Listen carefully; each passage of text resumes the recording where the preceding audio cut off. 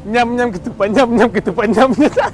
Hai, bersama saya lagi, Mat Arif Beli Sukun. Okey, kita berada di Bazar Seksyen 13 Shah Alam. Okey, hari ini kita akan tanyakan lagi soalan-soalan yang best dekat orang awam ataupun pengenali makanan itu sendiri. Apa tunggu lagi? Let's go! Dah orang kata dah nak dekat raya ni kan. Boleh tak bagi satu ke dua ke kan juadah orang kata di pagi raya tu yang special lah orang kata. Kalau tak ada tu orang kata tak raya lah. Tak raya.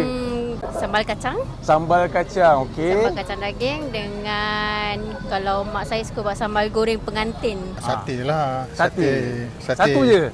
Selain tu rendang ayam, rendang daging. Oh. First, ibu mesti masak laksa. Okey. Second, lemang tu wajib. Bang, bagi orang ni 9 kita ada ni bang. Rendang maman. Lepas tu ayam masak merah, nasi biryani ke nasi hujang panas pun boleh bang. Ketupat, lemang, rendang, kuih raya. Kalau pagi raya, ketupat dengan rendang lah. Kalau Jawa selalu kita makan lontong. Lontong. Lemang, rendang wajib lah.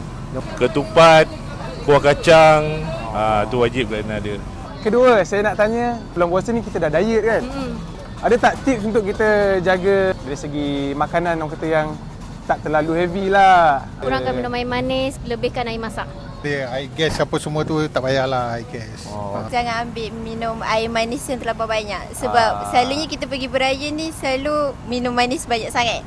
Tips saya rasa kena makan yang berjagalah. Jangan makan yang santan banyak sangat. Nanti boleh menyebabkan dehidrasi ke apa ke. Suku-suku setengah.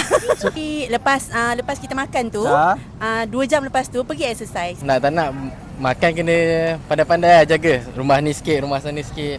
Yang penting air manis tu kena kurang. Setiap tempat tu kena ambil sikit-sikit. Just merasa orang kata lah. Jangan terlalu over. Selain tu banyakkan minum air kosong. Juadah wajib di pagi raya lah. Di pagi raya ayam penyet. Ayam ayam